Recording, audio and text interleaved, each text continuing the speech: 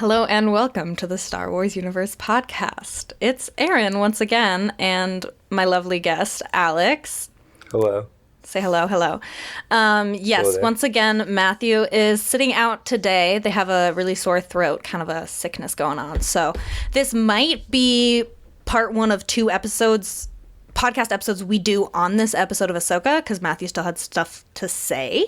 So we might try to all record together again later, or if Alex can't make it, we'll see what happens. But Matthew has things to say, and I want you guys to hear them. So we'll get there at some point. In the meantime, today we're going to talk about episode 7 of the Ahsoka show. Ah, shoot, this means I have to do a recap. I forgot about this. Okay. Do you want me to recap? Yeah. This week, Alex is going to recap. Okay. So we open the episode on Coruscant, or you think it's Coruscant? It has to be Coruscant, right? I'm pretty sure it is. Yeah. Okay. We open the new episode in Coruscant, in the heart of the New Republic, at a disciplinary hearing for General Hera Syndulla, because she decided to go rogue and bring a little squad to search for Sabine, or to follow Sabine and Ahsoka to try and see if all these rumors about Thrawn were true. While in this meeting, Senator... I don't know why you're looking at me. A senator... I'm trying to find a recap somewhere so we can do this While in this hearing, a senator basically accuses her of abusing her power and doing whatever she wants, while Mon Mothma, as the Chancellor, is presiding over things. While he calls for a court-martialing of her, C-3PO appears out of nowhere, Return of the King, and presents a data disk and basically relays a message from Leia Organa that she had approved this mission and that Hera should be absolved, and it was all a big misunderstanding. Yes, I did find his name. It's Senator Ziono. Thank you. Yeah, and so then basically she's acquitted in that moment, and Mon Mothma approaches Hera afterwards and says, "We both know that that's not really what happened. Like, how sure are you that there's a threat here?" And she's like, "We have to prepare for the worst and hope for the best." Chills. We cut to Huyang and Ahsoka, still in a Purgo's mouth, and Ahsoka is training on her ship. She's practicing different lightsaber combat forms and techniques. And surprise, surprise, you get to see Anakin, a hologram of Anakin, walking around her and essentially showing her or recalling some of the lessons that he taught her during the Clone Wars and helping her kind of hone her forms. After a short session of that, we come out of hyperspace in the Purgo and end up in a minefield, an Imperial minefield laid out by Thrawn and his forces. The Purgils quickly jump to lightspeed to escape, while Ahsoka and Huyang move through the minefield and enter the debris field of whale bones surrounding the planet, where they hide. Thrawn quickly realizes that she's hiding, determines that Ahsoka is alive, and learns that Anakin Skywalker was her former master. He decides to temporarily pull out of the situation and wait to gather more information, as Thrawn does. We take a look at Ezra and Sabine, who are together, chatting, kind of getting caught up on, just how they're both doing, what's gone on since Ezra's been gone. Ezra's very surprised to learn that Ahsoka has been training Sabine. That was good. Which I thought was very funny. And they're basically migrating through the fields with the little snail crab people. No teeth. While Baylan Skoll and Shin are hunting them. Baylan and Shin come over to a horizon and basically find Ezra and Sabine. And Baylan tells Shin to contact Thrawn, take her place in the new Empire, and that his path lies elsewhere. While this is happening, Thrawn orders his forces to flush out Ahsoka and Huyang from the debris field. They escape. Oh, I'm sorry. Backing up. While this He is just happening, did a little backpedaling motion with his hands, and I think you guys just needed to know that. While this is happening, Huyang and Ahsoka are hiding in the debris field, and Ahsoka decides to try and reach out through the Force and find Sabine and see if she can locate her. She succeeds. Sabine hears her. She's a little surprised by that, and she even comments to Ezra that she felt this familiar feeling come over her. Ahsoka is flushed out by Thrawn and Thrawn's forces and is forced to leave the debris field and then makes a beeline towards Sabine and Ezra. At this point, Shin decides to call Thrawn, get some forces to back her up, and they basically surround Ezra and Sabine. Ezra implores Sabine to keep his lightsaber, that he gave it to her, and to use it to defend herself, and all he needs is the Force, because the Force is his ally. Very Ezra Bridger. So Ezra Bridger. And so Shin comes down with her lightsaber. Some of Thrawn's night troopers show up. There are some raiders that help out. And they all essentially descend on Ezra, Sabine, and the snail people, who Ezra insists hide. And just using the Force, and Sabine using her Mandalorian skills and lightsaber, they fight off the forces. Ahsoka arrives, but first has to engage Baylan Skoll. They have a lightsaber fight. Baylan basically tells her, "You can't defeat me." Ahsoka's like, "Yeah, I really don't have to, though." And Hu Yang shoots at him. She rolls off, escapes, and goes to help Ezra and Sabine. She intercedes, and Thrawn ends up recalling his forces after Ahsoka and Hu Yang basically turn the tide of battle for them. Thrawn comments that his first engagement with Tano was a success. He learned a lot. And that the thing that Ahsoka couldn't afford to lose was time, and she lost a ton of it. The transfer of cargo, which we still believe to be bodies of Night Sisters, is almost complete onto the Chimera. And they're getting ready to leave. And so the forces are withdrawn. Shin is left there standing alone, and Ahsoka offers to help her, to surrender and help her. Mm-hmm. Shin looks scared and decides to run off instead. Sabine and Ezra jolt forward. Ahsoka holds them back. Shin escapes. And we're left now with Ahsoka and Ezra finally having their embrace. They're getting back together.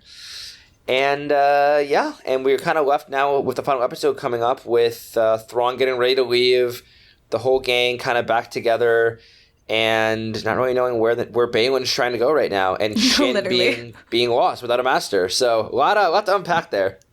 Yeah. Well, thank you for that recap. Very good, very good. Yeah, let's get into the notes. First thing I wrote down. Wait, actually, okay. We have to address something from last week that both Alex and I, with our big brains combined, and the one brain cell we have was sleeping.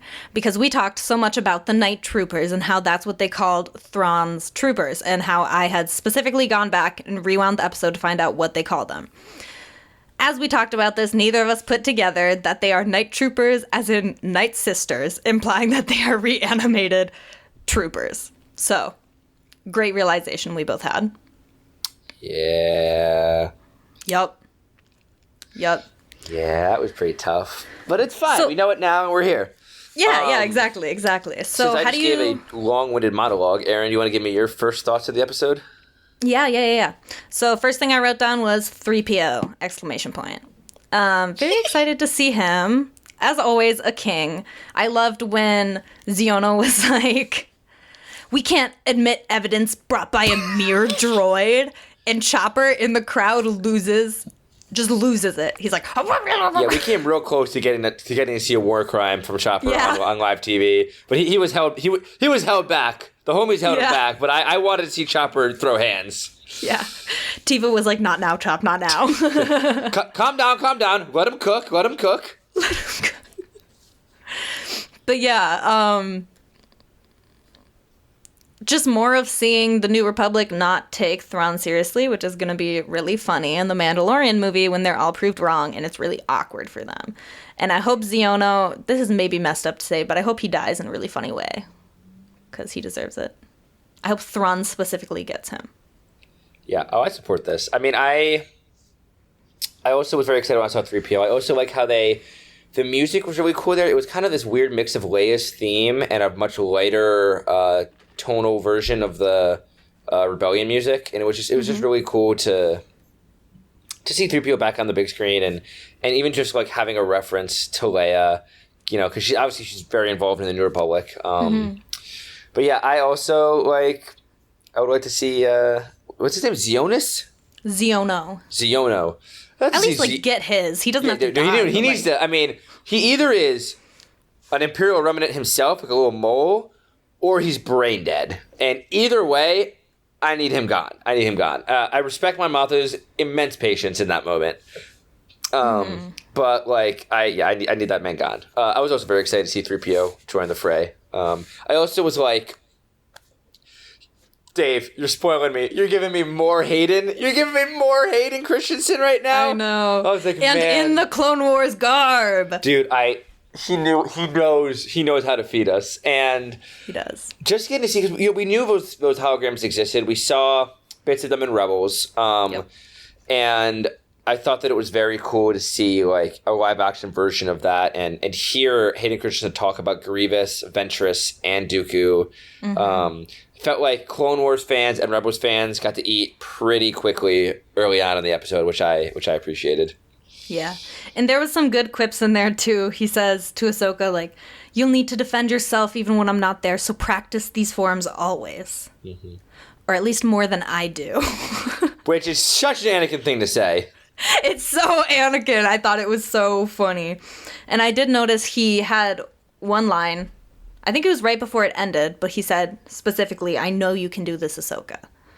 And like, she was really, I think she was listening to the recording for that, like to get that comfort and like support. Right. Which it just feels very like,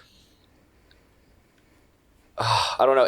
It brought back memories from Tales of the Jedi when like he was being very aggressive with her with like training with the clones and he's like, I know you can do this, and it's like you just see and you can see like and even Hu Yang commented, he's like, I had no idea that Anakin like had so much care, and Ahsoka knew Anakin more intimately than pretty much anyone outside of Obi-Wan, and those who knew him best really like Ahsoka even said this I believe at one point would be surprised of like how caring he was, and the fact that he spent the time, like I'm just picturing Anakin in his chambers in the Jedi Temple making 20 recordings for Ahsoka to make sure she was taken care of in case something happened to him. He's like, I need to make sure Ahsoka's okay. Like that is my number one priority.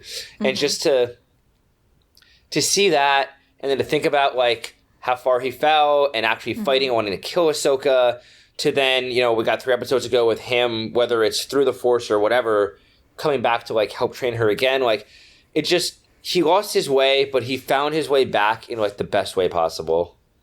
Yeah. Sorry, and I get liked emotional watching... when I think about Annie. As you should. He's our king. And Matthew's not here to tell us otherwise. I know. It makes me so happy. No more Matthew slander. It's fine. We understand. It's just a Hayden thing, not an Anakin thing. But yes, as you were talking about that, I just got to thinking, Hu Yang said about, I didn't realize he was so caring. And it's like, let's just remember Anakin was 19 when he made these. Like, he's just a kid.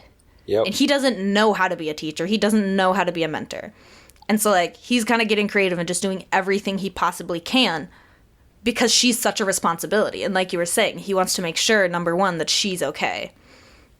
And so I think, it was a really nice moment of showing the depth of Anakin to people who maybe have only seen the prequels and didn't see it there, or didn't, approve of the way it was shown, and people who haven't seen the Clone Wars because you wouldn't really understand him to that degree. So I think that was a really good way of showing that.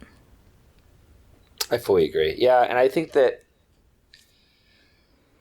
what's really cool, I think, in these, just to touch on him just a little bit more. I know he was a very small fraction of the episode, but just between this and what we saw in 2 weeks ago with Anakin, I thought that it was really cool that like they really, a lot of people have had the not the complaint, but like a small issue that like Clone Wars Anakin and live action Anakin are very distinctive personalities. Like you have very whiny, complainy Anakin in the live action. You have very confident, like cool and suave Anakin in the Clone Wars.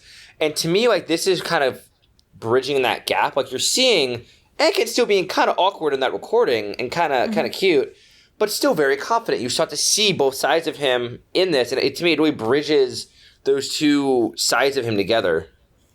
Yeah, that's a great point for sure, because he is that like confident, as you're saying, Clone Wars, but like the awkward little things and like calling himself out for not being that great at practicing his saber forms, like very live action Annie. We love to see it.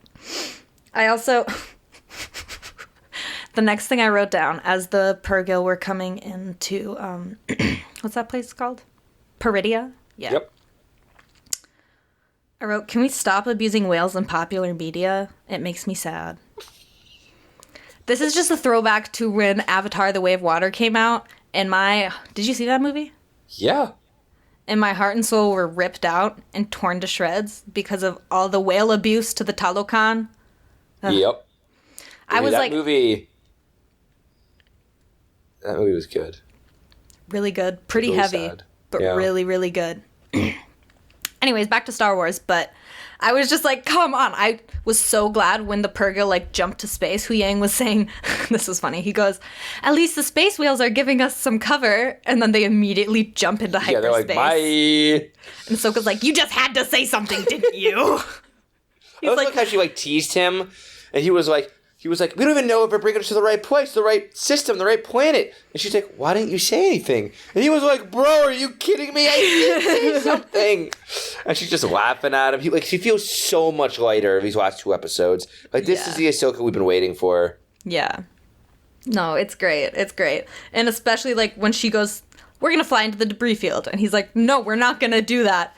It just felt very Anakin and, like, his reckless flying and how she just kind of inherited that from him. She's like, okay, we're doing it. Just go. Yeah. Balin and Shin. Yeah. Well, hold on. Oh, go ahead. Before we get to Balin and Shin, I just want to say that I am impressed that Thrawn got an entire minefield out around the planet as quickly as he did. Like, that man was, like, ready to roll, which just felt very, very Thrawn to me. And I also, like, as we're moving away from the topic of Anakin, I just want to say that when Thrawn found out that Ahsoka was Anakin's Padawan, his reaction, like, you could see in his eyes, he was like, oh, man. It was almost like a sign of, like, excitement because he knew a lot, but also a little bit of fear because he did have a healthy bit of fear because of how dangerous Anakin could be, being one of the few people who knew and saw him in battle as both Anakin and Vader. So, I don't know. Yeah, he did have a good line about that when he said to Morgan something about if she's anything like her master, she's going to be very unpredictable and extremely dangerous. Extremely dangerous. I was like, whew.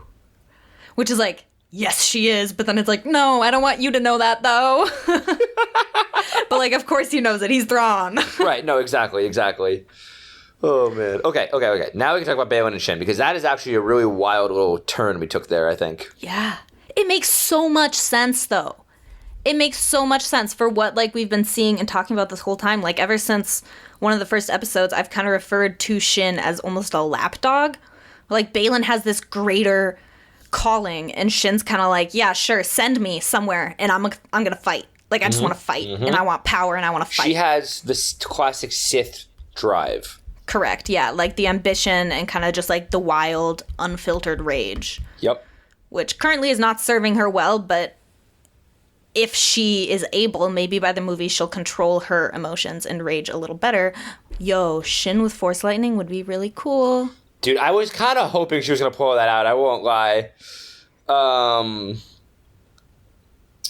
don't know. I think that, like, it was really interesting. So, like, they reached, it's almost like Balin was in a little bit of a daze almost. He was like, you have this goal, and your ambition has a single path. And he's basically like, it's almost like he's not mad at her, but it sounds like he's just like, you know, I tried training you, and, like, he's like, it seems like the cycle continues. Like, he's arguing that, you know, all Sith just have this one singular focus. Mm-hmm. They want to do power grab, they want to control, they want to be part of this empire, and he's like, in his opinion, it always fails. It's always the same story. You might gain power for a short time, you might enjoy power for a little bit, you will be killed, you will be usurped, you will lose. And he still is seeking something greater, it appears. And so I'm curious to, like, still what he is searching for, because, like, he you know, when Ahsoka shows up, he says, you can't interfere. And so was he protecting Shin in that moment, or was like he afraid that her presence would interfere with his own mission? And if so, we still don't know what his mission is, which is like crazy to me. And like I'm sure that Erin took a note of this somewhere. I'm just guessing. What was his final lesson to her? Did you write that down? I didn't write down the exact thing, but it was something like, if you rush to victory, like, you'll always experience defeat. Or yes, that's what like that's pretty much exactly the line. Yes, it's like if you rush to victory, you will always experience defeat, and like basically warning her like don't rush this, which she ended up doing anyway and losing. Oh, here it is. Impatience for victory guarantees defeat. It's so true. Which is exactly what happened to her. She ran in with those raiders and ran in with the night troopers, and she was way too quick to like go after that victory, and she was immediately outnumbered and abandoned by Thrawn. It's kind of sick to see like the combat between her and Ezra and Sabine. Like, even just like, I don't know what it is. Okay, so there are like a few sounds in the Star Wars universe that like really just make me real happy. Like, you know, the classic seismic charges from Episode 2. You know, there's a few good ones, but the more recent development is like a Force user using the Force to slow a lightsaber blade and that hum it makes, and I'm like, oh, Ezra Bridger, just like he's like, you can't even touch me, girl. Like, what? I don't know what you think you're doing here. Yeah. And Sabine with the using her best car and using the like clearly some of her training was coming out more because she fared much better this time with the help of Ezra. Than the first time. I mean, I also thought it was hilarious that Ezra was like, Ahsoka training you? Why? Like, it was just very Ezra to say, so and then like roast Sabine a little bit, but then help her in the fight. I really appreciated that. Yeah, it wasn't even like interesting, or like, why? He's like, oh, I mean, congratulations. That was funny. It was funny to see Ezra and Sabine together like that again, but yeah, it's just same old, where Sabine's clearly hiding so much and Ezra's like trying to be gentle about it. But I'm like, Ezra, you need to take the kid gloves off. Because this situation is so much more serious than you realize. Ugh. So I wish he would just shake her, but Ahsoka's about to drop some truth bombs on him. Yeah, that's what I'm a little worried about how he's going to take it. Like, is he going to be mad at Sabine? Is he going to be understanding? Like, I feel like he'll be understanding, but Ezra is also known to have a little bit of a temper sometimes. It can be a little... He does, yeah. And he doesn't, at least in the past, has never struck me as the type to forgive easy. No, he's not. I do think that, like... That applies mostly, though, to, like, enemies. Like, right. People who are his friends and his family are different. I feel like after Kanan died, he definitely had a change in him, and he found, like, some level of peace to be more forgiving and open. But, like, you know, he's going to be frustrated that Sabine risked everything to undo everything he did, basically. Like he's like, bro, I did all this to win the war, and we won the war, and now you're going to start another one? Like, you should just left me here with the snail people. No, yeah. I think he's going to be pretty pissed. So that will be interesting. What do you think Balin's doing? I don't know. And I am so terrified that we're never going to know. Because the actor died? Yeah, because the actor passed away. My best guess is that, like, it's supposed to go, Shin goes with Thrawn, and then Balin would stay here in this galaxy and, like, do something crazy that's going to come through midway through the movie or something like that. But do you think they're going to recast? I hope not. I really don't want them to. I don't want them to recast either, but there has to be, like... I mean, if they had this whole story built out, I hope that they have some revelation. Otherwise, his whole, like, character development was for naught. Filoni and just, like, the producers and writers over at Lucasfilm are never gonna just take an end like that and just not let it be tied off. Okay, right, Filoni would never. The rest of Lucasfilm, you could just never see him on screen. Like, you could, like, see what... Like you said, maybe like something comes out of what he's doing. You just never see him again because he's stuck on the planet. But like the fruits of his labor are shown on screen. I don't know, but he's seeking something. And my friend who's probably the only person I think is as much of a Star Wars fan as we are. he sent me a few things that he found in the previous episode that might lead a little information towards what Baylan might be doing. One of the things is on his wrist is an Aurebesh code that has a list of names that are Luke, Leia, Han, Chewie, R2, 3PO, and Ben. So he has, and Ben is in the future. Like I'm just curious how he would know this information, unless he's referring to Ben Solo, Ben Kenobi. But so he must respect them in some level to have them on his wrist. The other thing he pointed out was that someone decoded the writing. So in that moment in last episode where Thrawn is kind of standing over the top of the temple on that little ledge, there's like a wide shot that's shown as Baylan and Shin are leaving. And the words over top basically say, "Praise Khajet, ruler of all, may his reign last." And according to some sleuthing online, Khajet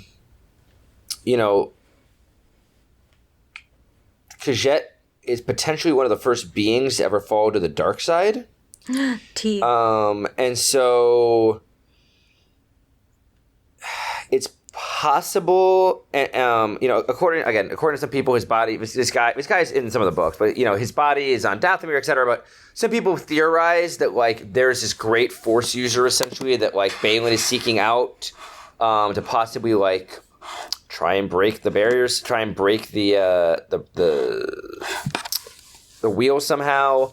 I don't know, but like there's just a lot of like old mystical references being made here, and Baylan seems to be the intersection of all of these things, but he's also been extremely passive in everything, except for fighting Ahsoka. He's very direct with that, but he's been passive in everything else. I don't know. Something I just thought of. Do you think he could be looking for the father at Mortis? But the father's dead.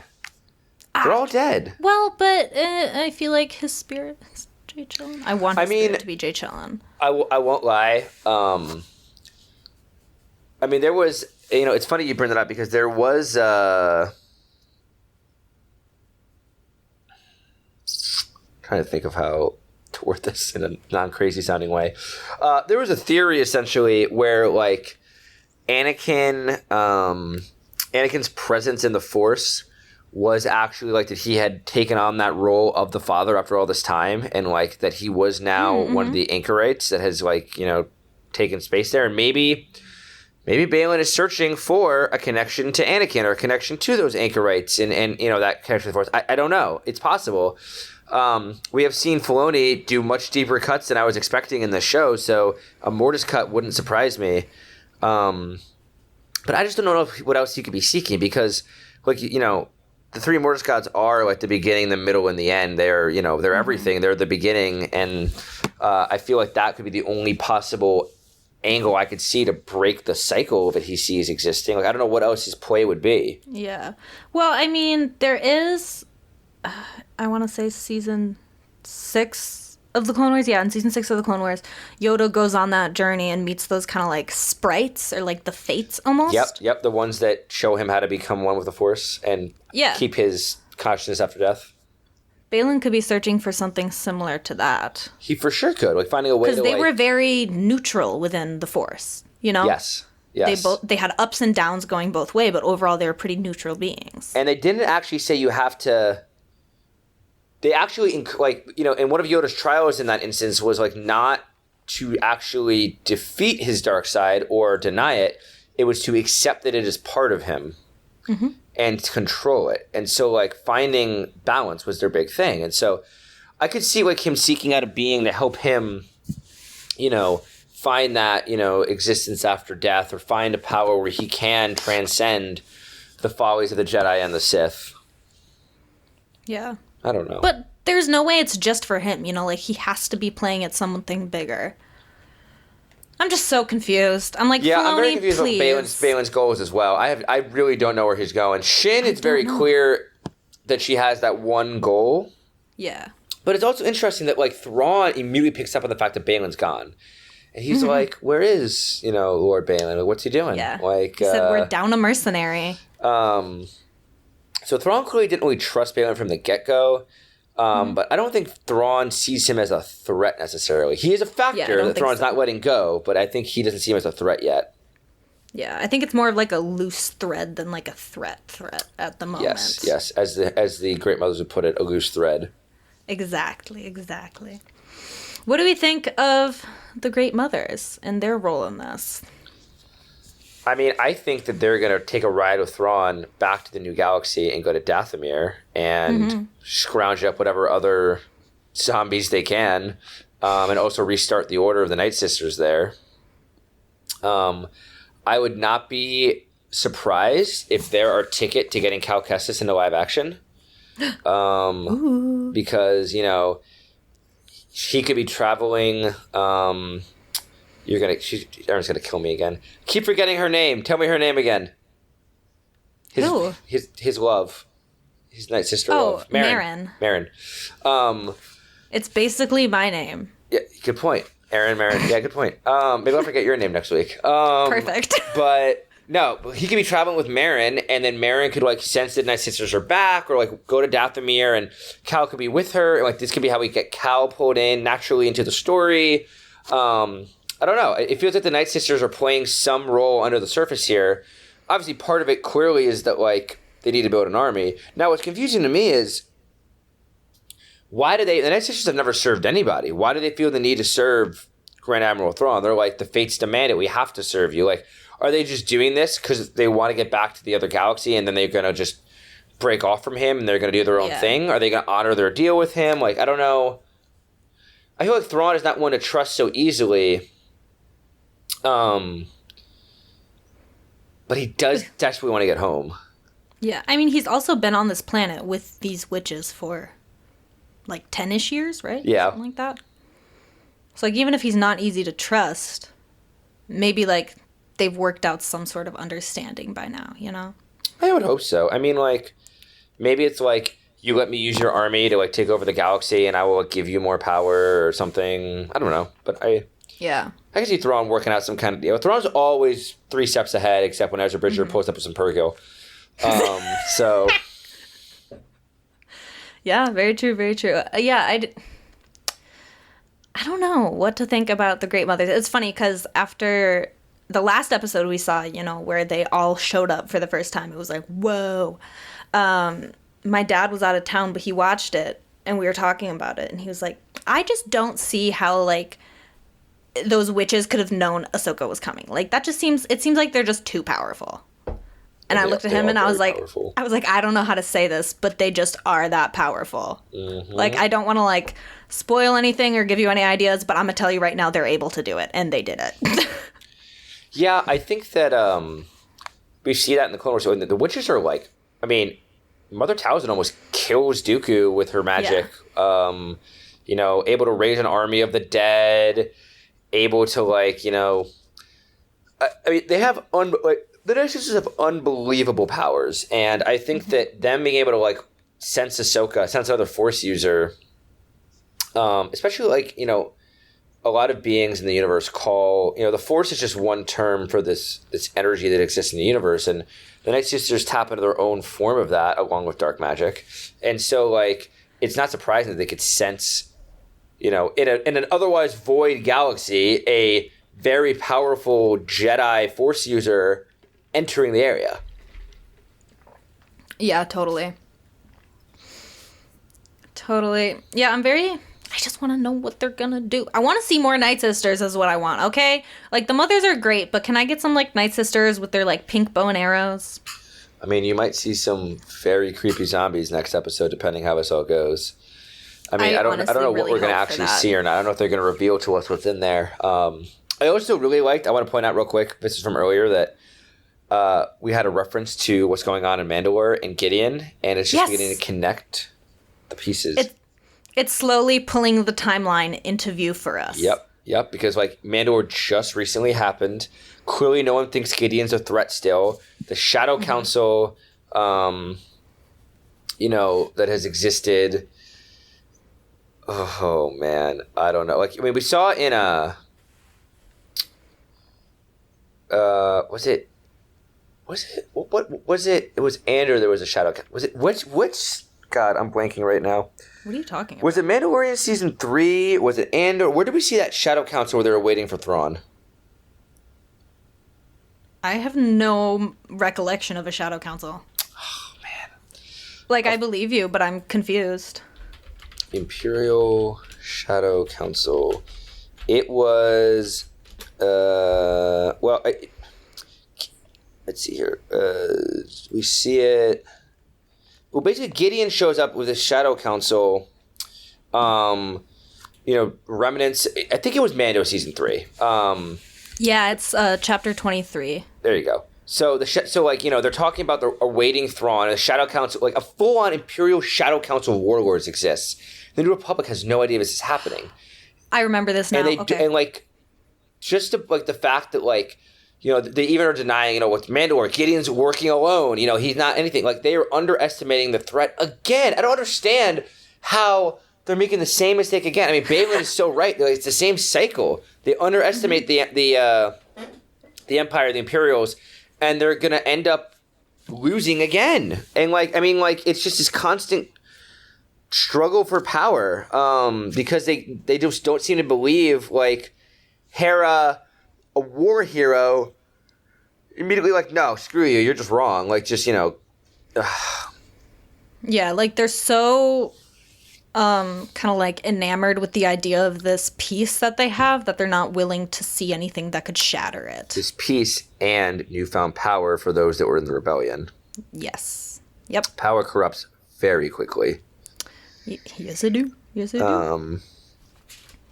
I'm reading the Wikipedia page, and it was talking about how the Shadow Council essentially, secretly coordinated their individual efforts to subvert the New Republic while maintaining an illusion of organized remnant warlords to conceal their true strength. And they all have been waiting, for Thrawn's return. So I think that, Thrawn returning will link the Shadow Council, Gideon. It'll link the Mandalorians back up, which Mando will lead us to Boba, and will lead us possibly, with Grogu, could lead us to Luke. And again, Cal Kestis and Marin can come in any different way, whether it's, through Marin and the Night Sisters, through Cal. It's Thrawn is the centerpiece here. It's going to draw all of these forces out into what I can only imagine to be the greatest experience I'm ever going to have in a cinema in my lifetime. Yeah. But absolutely. It's the Avengers for Star Wars fans. Yeah. I'm just getting excited about it. No, it'll be so... Do you know when that movie's coming out? Oh, no, I don't think even they know yet. I would guess probably within the next 5 years or so. But, you need Thrawn to arrive. I think you need another season of Mandalorian. Maybe another season of Book of Boba Fett. Just kind of start bringing all of these pieces together. Yeah. But it's going to be, it's going to be so good though. Okay, let's talk a little bit about, what do you think Shin is feeling after all this? She looks real scared, real lost. She ran away. What's her next play here? Personally, I don't think she is independent enough to simply go off and figure something out herself. I think she's going to run back to Thrawn. Even though he just abandoned her, that's still her way to power. So I think she's going to go back. Just become his agent? Yeah, become his lapdog. She just wants to fight people and gain power. And Thrawn would gladly use her as a tool. He would love that. He loves to play with Force users. He really does love to play with Force users. He also what I really like about Thrawn is he does admire their strength. He even was you're a fool to underestimate a Jedi. He even made a reference in this episode. He's watching the strategy and tactics of Ahsoka, and he's like, it's amazing. It's almost like the Jedi of old. And he was we lost, but acceptable margins, basically. We've learned a lot. And I love the line when he said, honestly, one could even call this first engagement with Tano a success. It is just, he's like, we're going to have more engagements. And it's very much how he played in Rebels. He's early on, he's like, let the Rebels have their meager prize. Let them escape. Let them win. He's like, it's okay. Let them have these little wins and little victories, and I'm going to gain knowledge and understand, so then when the time comes, I can crush them. Yeah. With prejudice. And again, if it wasn't for Ezra's space whales, he would have won. Yeah. Look at that. Ezra Bridger just outsmarting with his outside of the box animals. No one, not entire races, not the Emperor, no one can outsmart Grand Admiral Thrawn. But a little Jedi from Lothal, little teenager, outsmarted Thrawn with some whales. Iconic. That's why he is the king. That's why he is the king. That's why he's the king. And that's why, like, as much as I wanted to see him grab that lightsaber, like, I wanted him to just go and just kick ass, you know, just like whip it around, like slicing people up. But it does make a lot of sense for his character arc that he's like, no, like I'm good. Like, but he hasn't had a weapon or trained with a lightsaber in a decade. I mean, yeah, exactly. I think he's a little afraid of it. You're right, though. He's very, like, I mean, he gave up that lightsaber. And he dealt with, you know, the Emperor coming after him. He dealt with Thrawn, with you know, all these Imperial forces on the Chimera. Without his lightsaber, he's very much like, I don't know. I feel like we haven't seen him actually have to use his lightsaber. Honestly, like, Kanan dies, and he doesn't really use his lightsaber much at all. I mean, like, he uses the Loth Wolves to fight Governor Price. He uses the Force way more. It's like he's like transcended the need to fight with that lightsaber, and I still want to see him fight with it, but like it does feel very much like he is learning from Kanan and how to, like, you know, let go of that need and just trust in the Force because the Force is his ally. Yeah, absolutely, and it makes sense after like all that time in exile that he, one, wouldn't want to use a dangerous weapon he hasn't had practice with, and two, would just be so confident because what's he been doing? Talking to snails and communing with the Force for 10 years, probably. And it's funny, you think about, and one of the last things Kanan said to Ezra was that, you know, people don't ever seem to notice, like, the little things around them, you know, but you do, and, you know, keep doing that because it will serve you well in life. And he noticed these little snail people that no one else would notice. Sabine didn't notice them, and he found them and befriended them. And, you know, learning from them and being able to be with them served him well. I mean, those shells, those big things they had, gave him cover from raiders when they were all being attacked and helped keep that fight more even-handed. And everyone just underestimates all these little critters, but Ezra really pays attention to the little guy, and it's just cool to see Kanan's teachings still shining through with him all these years later. Yeah. I miss you, Caleb. Miss Caleb Doom. Miss our king. Oh my god, the opening episode of Bad Batch tears my heart out. Stop. Every time I watch it. Stop. I don't. It's so bad. I don't want to think of little baby Kanan. I don't want to think of baby Kanan and so his bad. pain. Okay, let's see. Is there anything we missed about this episode? Kanan, Ahsoka and Ezra Balin. reuniting. Did you feel a little heartstrings pull there? It was really sweet. It was really sweet. Because, like, I don't know, something about it was different. You know, it's like they're both strong in the Force. Mm-hmm. So I feel like that, even though we could argue he's much closer with Sabine, they have a different type of connection. Because he's never had a Force connection with Sabine, because she's never had a connection to the Force in any way until recently. It was cool to see her hear Ahsoka through the Force. Like, you can tell, like, she's gained a little bit of Force power. Yes. And I think that it was also cool, I think, to see Ahsoka. I don't know, like, she had way more confidence. When she faced Balin the first time, she only had one lightsaber out. Yep. The second time, she didn't underestimate him. She put out the second lightsaber. She knew that she couldn't beat him necessarily in one-to-one combat, but she had a plan. But then when she showed up to fight Shin, she didn't pull out a lightsaber at all. She was just like, "Girl, get out of here. You are not on my level." It was so cool. She just dodged it and pushed her around. She's like, "I'm not dealing with this." And then she was like, "And now you've been abandoned." But, like, she didn't. She was like, "But I'll help you. Come join us." Like, hey, come. I will help you. And Shin looked like she considered it for a brief moment, but then just ran away. Dipped.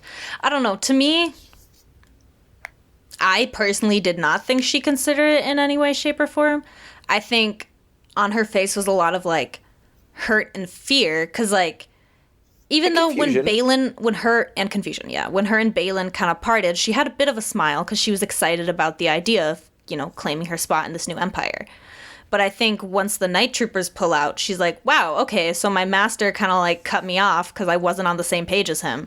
And now this empire I was supposed to immediately take a place in abandoned me also. Like, Abandoned twice in like a 10-minute span is real 10-minute tough. span, real tough, yeah.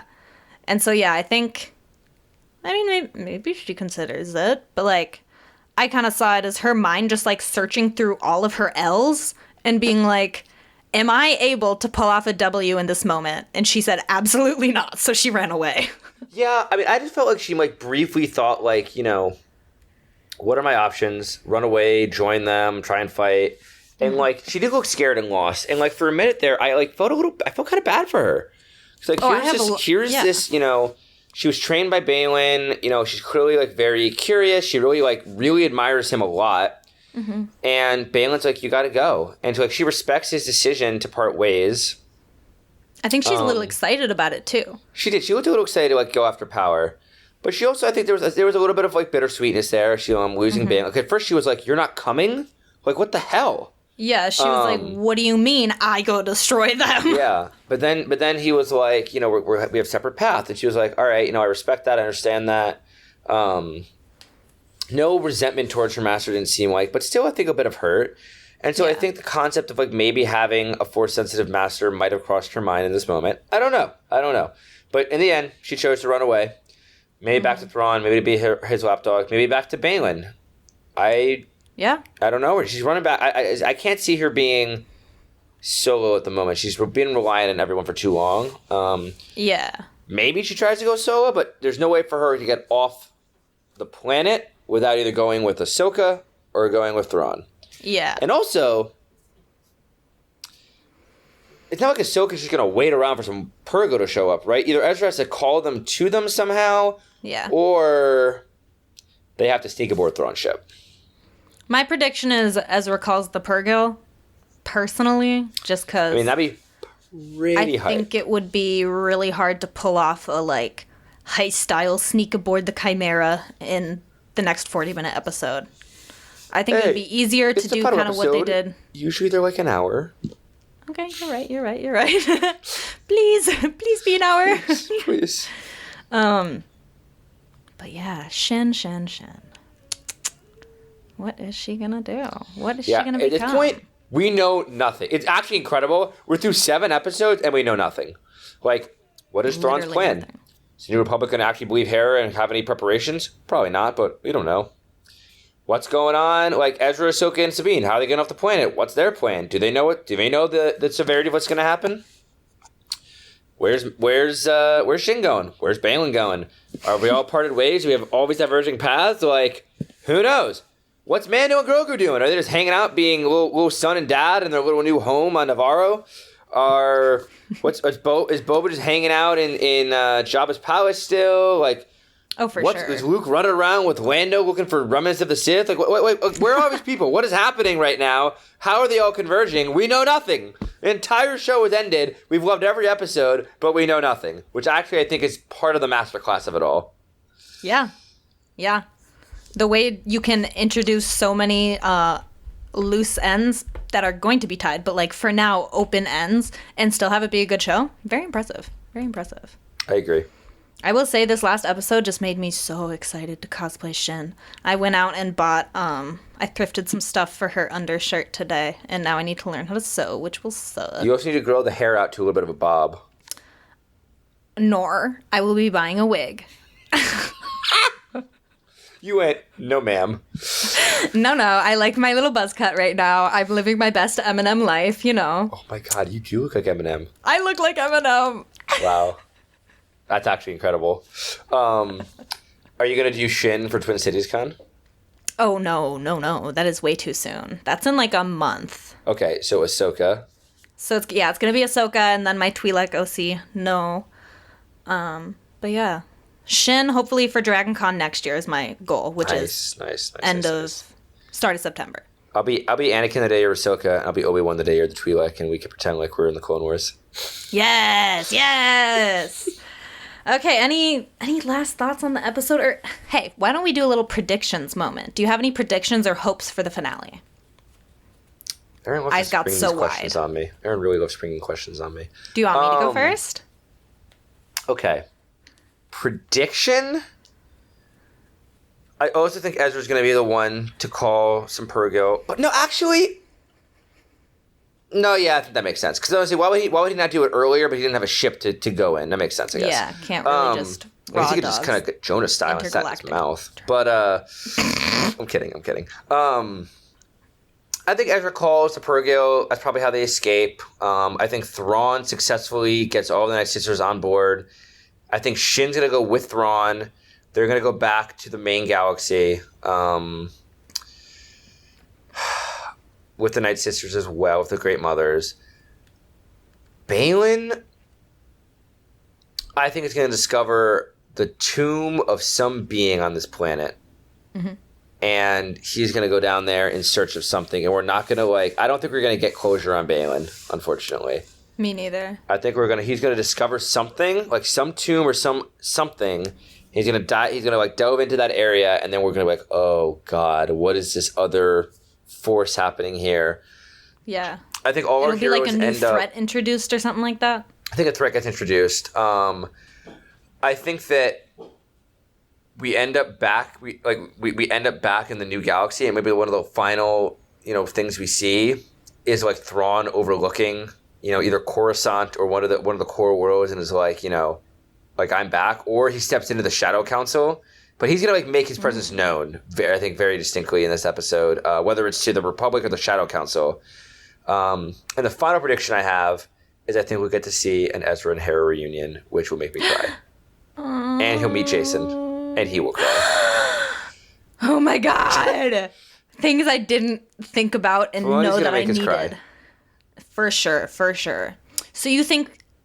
Absolutely, for sure, they will return to our known galaxy in the next episode? I don't think that, unless there is a very distinct plan of an Ahsoka Season 2 before the movie, which is very possible, I can't foresee them jumping into a movie or, Mando Season 3 or 4 now, all these other things without, getting them back to our galaxy. I think we have to get back to the starting point at least. I don't think anything significant is going to happen back in our galaxy. I think, again, Ezra will meet Hera and Jason. They'll debrief and reveal that the threat is real. They're back. So the Republic will be alerted to that. Thrawn will meet with the Shadow Council. I think. Here's my out of left field prediction. Okay. Thrawn's gonna come to that Shadow Council. He's gonna be I'm here. Can we curse on this podcast? Is this PG? Bleep it. Just bleep it. I'm sorry. Okay. I was going to say, I'm back, bitches, but... I'm back, bleeps. Yeah, I'm back, bleeps. But Thrawn's going to show up to the Shadow Council. He's going to, everyone's going to be oh, thank God you're back. And, they're going to start organizing and consolidating their efforts. And I think the out-of-left-field prediction is that Gideon survived on Mandalore, and he will be present there, and we will find out that he has lived. And Gideon... I think is the wild card in all this, because I think he wants the reins of the Shadow Council so badly that he's going to challenge Thrawn, and Thrawn's either going to crush Gideon or he's going to throw a wrench in Thrawn's plans, and he's going to be part of the reason that Thrawn fails in the end. Interesting. That's my long haul take. I like it. I would not have thought of Gideon coming back. It does seem plausible because, Boba Fett survived the Rancor's stomach with his Beskar. The what? So I'm so embarrassed. The Rancor stomach? I don't want to talk about this anymore. Are you referring to the Sarlacc? Sarlacc pit? Yes, I am. Okay. Matthew, please keep this in. I need Erin to be exposed. Yeah, I'm a fake fan, don't you know? After all this time, it comes out. Anyways, so my predictions or hopes, I'm going to counter you, actually. I kind of want the series to close with the Chimera jumping into hyperspace. Okay. Or with the Chimera arriving out of hyperspace and we just see it over, the planet Dathomir or something like that. Thrawn just overlooking from the bridge with the Night Sisters or something? Not even. Just You like want to see just a ship floating above I want to see the Dathomir? ship. Because you know how they have done that in the start of several Star Wars movies, as well as the start of this show, was just a shot of a ship in space. Several Star Wars movies. Every single Star Wars film opens with a ship, a shot of a ship over a planet. I can't say anything without you correcting me. I'm so sorry. I feel like I don't want you on this podcast anymore. I'm so sorry. I usually sound smart. I was attacking Erin too much. I'm sorry. No, you're so fine. But yeah, I don't know. I kind of want it to be really mysterious. It's fair. I don't know if I want the New Republic to find out about him before the movie.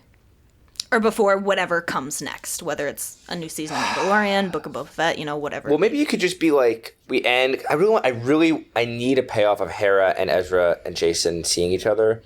Yes. I feel like I'd be really sad if I don't see that. So maybe like they just say we have a lot to talk about, or like or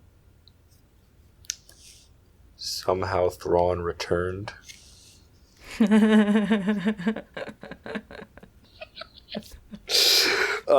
With no further information given in the moment.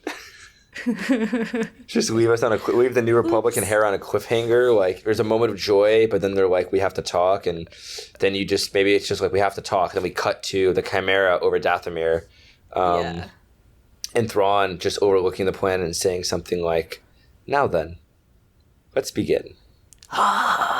And the crowd goes wild. If that is the final line of the movie, I deserve to be given money by everyone who listens to this podcast. Yeah, rights. You get rights for the movie. I actually for get the TV show. a role in the next movie. Producer rights. Yeah, that's Producer correct. credits. Correct. Okay. Well, I think that was kind of all. Well, I'm closing it off. I'm saying that it's all for this episode because we've gone kind of long and we still have to get into our members section. But to close things off here, Alex, go ahead first. Where can we find you? What are you up to? Oh, well, as you've heard the last couple of episodes, I'm a photographer. I live in Minnesota, so you can find me at Alex Corman 12. That's KORMANN on Instagram. You can also find me on my website, alexcormanphoto.com. Yeah. Erin, where can they find you? Me, I'm Lady Tano Creates on Instagram and TikTok. I post the things that I'm working on.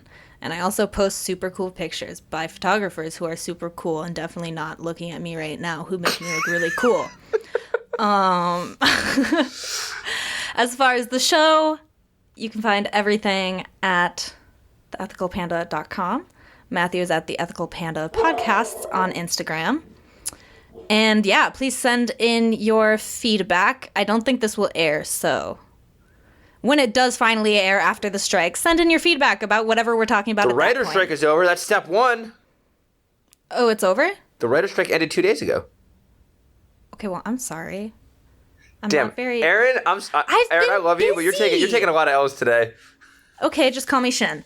Anyways, thank you for listening to this episode of Alex roasting Erin for about an hour and a half. I have spoken. I guess we have spoken, but... No, it's just, that's it. That's just, you've spoken. Matthew, end it there.